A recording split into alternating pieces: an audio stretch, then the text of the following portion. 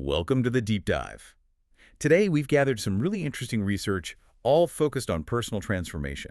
We're trying to pin down, the core mechanics for making habit changes that actually last. Yeah, our mission here is basically to hand you a kind of blueprint. How to genuinely rewrite aspects of your life, maybe in around 30 days. And importantly, not through wishful thinking, but through small, consistent actions, day in, day out. Right. And the research we looked at kicks off with a pretty bold statement, actually. It suggests that if you look at your life right now, your finances, health, career, whatever, you are the one responsible for creating it, Either consciously, like you planned it. which is probably rare for most parts of life. Exactly. Or, much more commonly, unconsciously, by default, just letting things happen. And accepting that, according to these sources, is step one. It kind of removes the need to wait for fate or luck or some big miracle to come along and fix things. It puts the power squarely back in your hands, right now. Which leads nicely to something Plato said, doesn't it? Oh, yeah. The beginning is the most important part of the work. It's not about just thinking or reading about change. It's about actually starting, taking one small action today. Okay, so taking ownership is the foundation. But let's be honest, just saying stop blaming others is one thing. How do you actually do that when, the economy is tough or your boss is being difficult?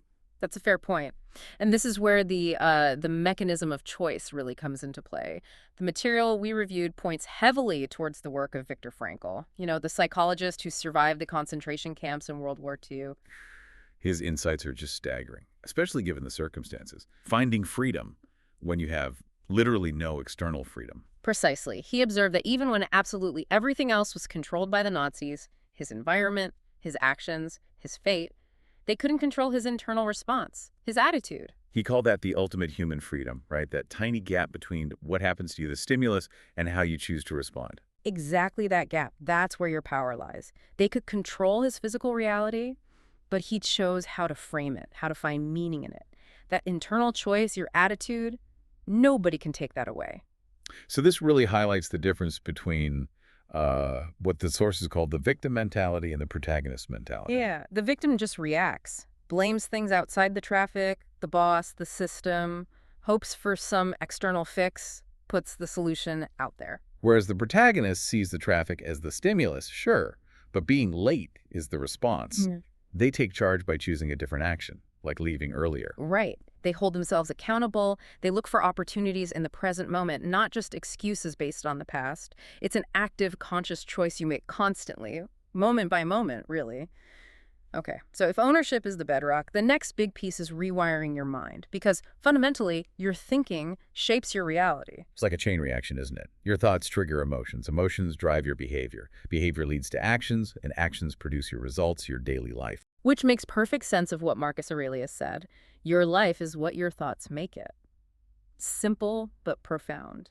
So improving your life isn't just about doing different things. It's about thinking different thoughts first. That's the argument. And one source suggested a really intense exercise to illustrate this. Try to have absolutely no negative thoughts for 48 hours straight. Wow. 48 hours, that sounds incredibly difficult. Almost impossible for most of us, I'd imagine. What's the point if you're almost certainly going to fail? Well, the value isn't necessarily in succeeding perfectly. It's in the awareness it creates. The moment you try, you start noticing just how often negative thoughts pop up. So it's like holding up a mirror to your habitual thinking patterns. Exactly. It forces you to catch them, maybe try to substitute them. You get real data on where your mental energy is going, and it often exposes these underlying limiting beliefs you might not even know you have. And those beliefs, conscious or unconscious, they act like self-fulfilling prophecies, don't they? Right. You sort of filter reality through them. Absolutely. Our perception isn't reality itself. It's just our map of reality, shaped by what we believe is possible or true. There's a great example of this in the research, the 4-minute mile. Oh, yeah, classic example. For ages, everyone, including scientists, knew it was physically impossible for a human to run a mile in under 4 minutes. It was a hard limit. Until Roger Bannister did it in 1954. But the really interesting part is what happened next, right? That's the key. Once Bannister broke that psychological barrier, suddenly the impossible became possible in everyone else's minds, too. So it wasn't just about his physical achievement. He changed the collective belief. Precisely. Within a year or so, dozens of others did it.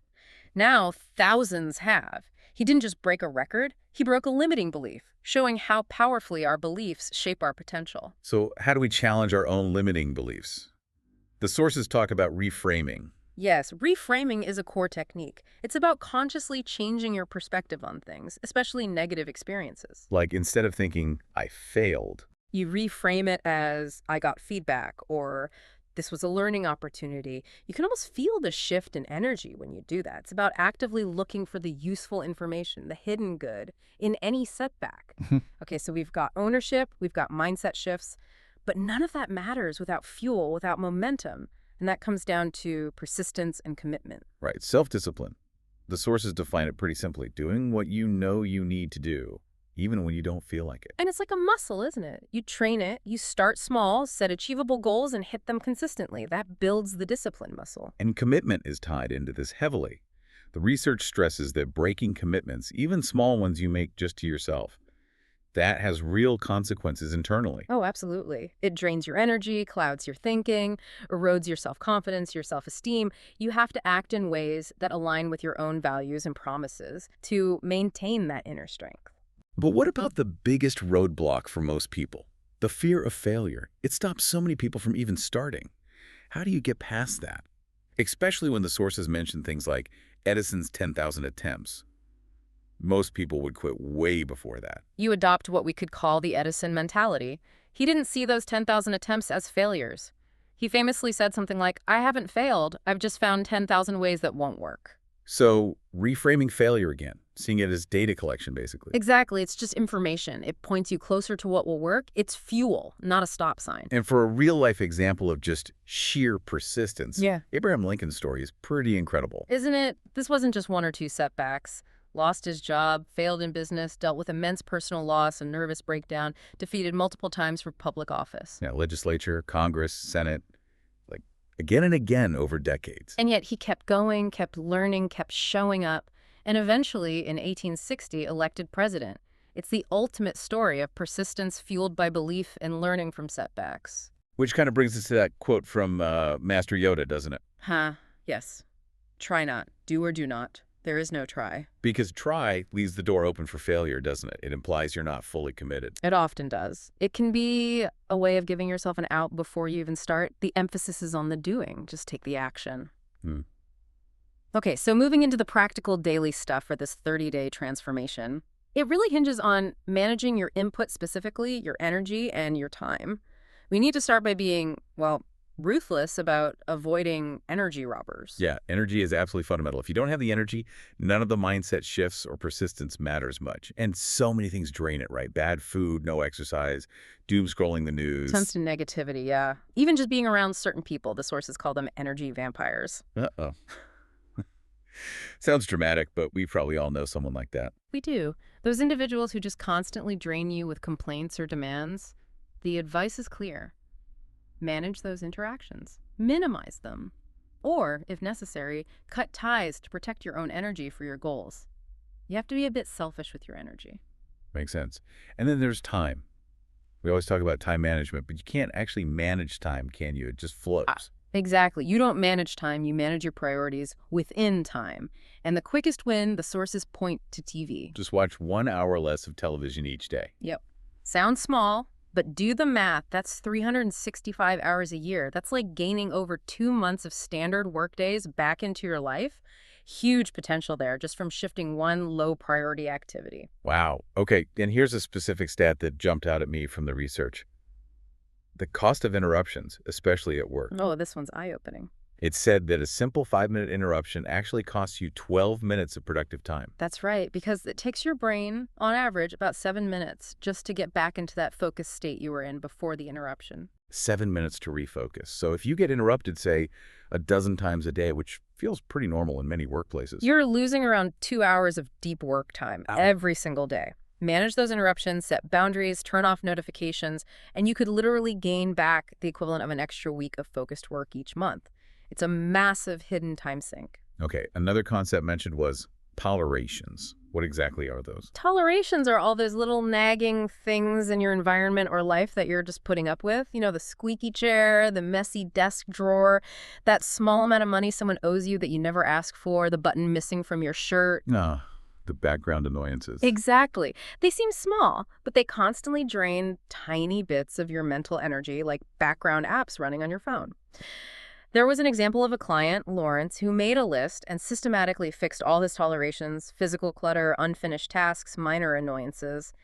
He reported feeling 10 times lighter, a huge boost in energy and clarity just from clearing out those constant small drains. That's interesting. Okay, one last practical habit.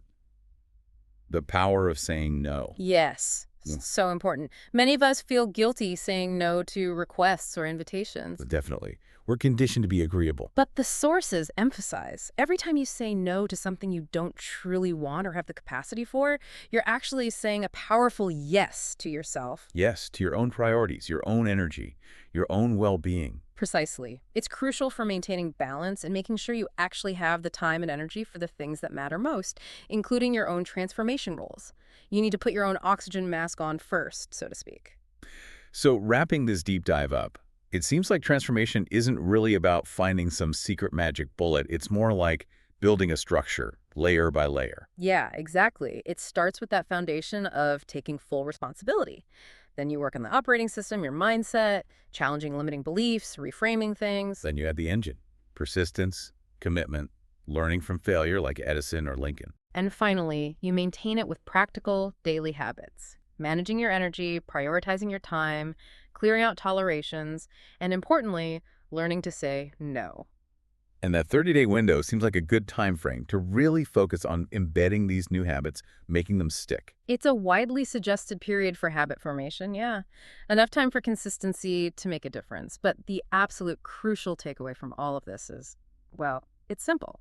You have to actually do something. Exactly. Listening to this, reading about it, that's great for understanding. But it won't change anything on its own. You must take action today. Start small. Choose to be the protagonist, not the victim. Do the work, even when it's uncomfortable. And look, if you're feeling hesitant right now, maybe worried about the effort involved or scared of the risk of trying to change things, we want to leave you with a question to flip that fear around. Instead of asking, what if I fail? Ask yourself this, what price are you paying right now for not changing?